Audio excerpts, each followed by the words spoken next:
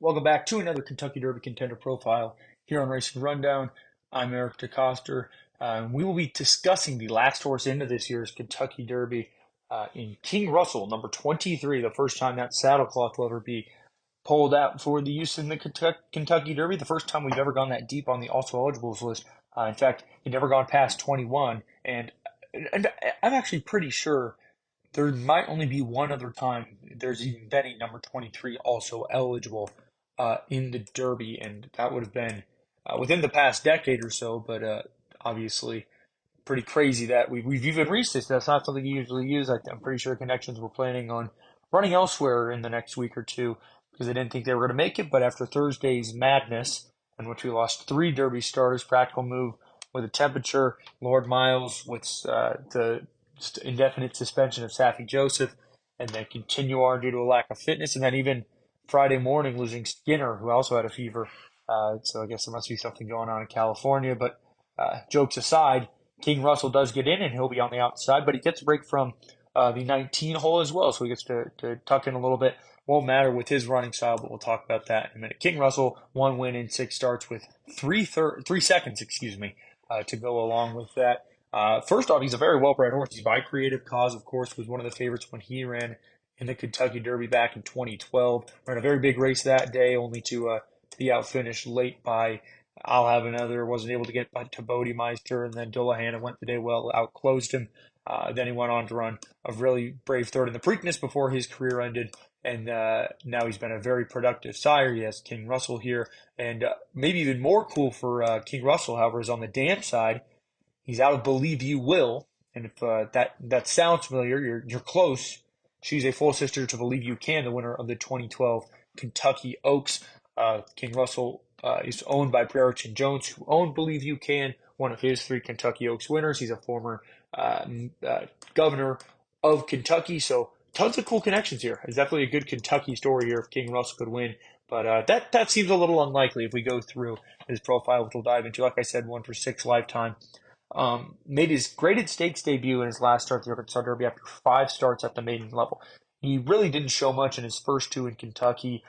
Might have just been experience builders before they went down to Oaklawn for 3 races and ran a good second behind Sun Thunder in his first start there, third start of his career. Then ran a good second, beating only a half length when closing from him off the pace.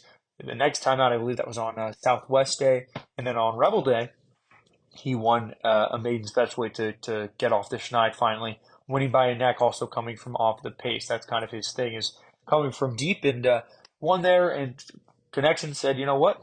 When we have a horse who's coming off a win, why not get risky and go for the Derby? And that's what they did. They ran to the Arkansas Derby, and he was sent off as the longest shot at 58-1. Settled second to last. The only horse behind him was Red Route 1, who was a bazillion lengths behind.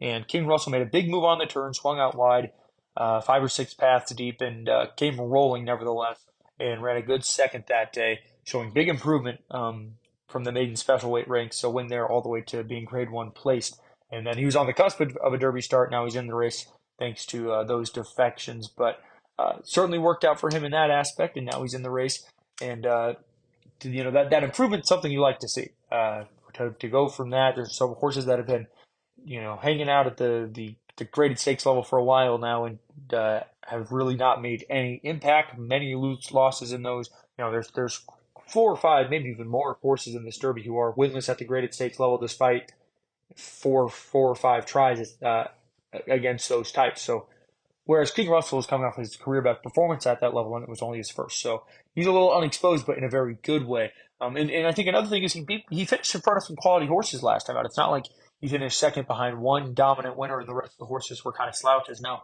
he beat Reincarnate, who a lot of people are siding with in the Derby.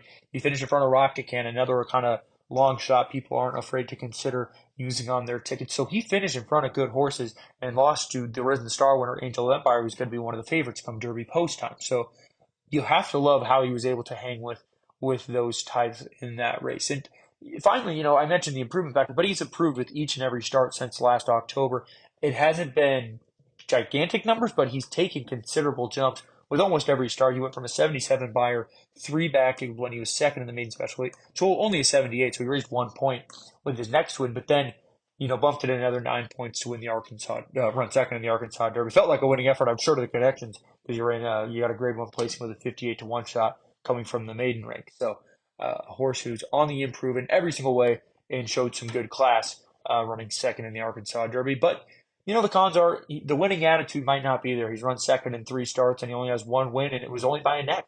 So obviously he does not necessarily love to dominate races, and you have to be able to do that to be a Derby winner, right? I think unless we have a Rich Strike situation, or really, we say a Rich Strike. When you think of all the Derby long shots that win, they're these huge, deep closers who have pretty poor records, but it's because they were in prep races with slow paces, and the chief contenders get knocked out due to speed duels and things like that, rapid paces, and someone has to come pick up the pieces, and it's usually that big loping long shot. King Russell kind of fits that bill, except there's no pace for him to close into. So that's kind of the theme of this Derby is there really is a lack of pace, even with Cyclone Mischief joining in. And you'll see this in our revised Derby preview, in addition to our initial Derby preview from earlier in the week. You'll notice there's not a lot of speed signed on. So it's not like they're going to back up enough for King Russell. He's going to be passing tired horses late. He's not going to run laps in the Derby, but a top 10 finish is pretty unlikely given the horses that are forwardly placed are likely going to stick around well throughout this event. So that's part of the pace breakdown, but it also just shows that it took a while to break his maiden, and he's a very pace-dependent horse. He also has very weak overall figures. You look at the numbers. Yeah, I ran a career best last time. Yeah, they're improving, but no horse in this race has never. He's the only horse in this race to have never fired a 90 or better fire at least once in their career. I mean, he's much slower than all of his competition. So that's a huge knock. There's not fast horses in here. Race Kane, for instance, his career tops a 90, fired an 89 in the Bluegrass, and then it's down to an 81 from his Gunrunner second back in December. Just for comparison to probably the other big long shot, like true big long shot in the race. So it's concerning when you're still even a few points off of who was considered the worst horse in the body of the field. Not great. And then finally, in the Arkansas Derby, as good as the race was, he did have the perfect setup. He came from off the pace backed up pretty sharply in there. And while horses like Reincarnate and Rocket Can did their best to stick around, they were tired because of the toll those early fractions took on them. So King Russell, Angel of Empire, obviously the winner, picked up some pieces, and even a horse like Red Route 1, who ran a very good 6, weird to say, but he was closing late. It kind of showed the how hard the early speed was in that event. So it's hard to say this horse's true caliber when he was so aided by the setup in the Arkansas Derby. So all in all, it's pretty obvious. This is a horse with very little chance to really impact any part of the Kentucky Derby. You root for these connections. Like I said, it's a good Kentucky story, cool pedigree. Brereton Jones, according to the Derby media guide, this will be his first Derby runner. Ron Moquette's an easy guy to root for. Rafael Bejarano has been one of the better riders of the 21st century. So people you all want to root for, but at the same time, the realistic part in me is saying that despite all the improvement, how the race sets up and the overall resume does not shout a horse that will have any impact on the events of the Kentucky Derby. So with that concludes this Kentucky Derby contender profile. This will be the last one for sure because there's no other horses that can get into the race, so that takes some weight off me and Jack's shoulders. But all jokes aside, we'll see you next time here on Racing Rundown.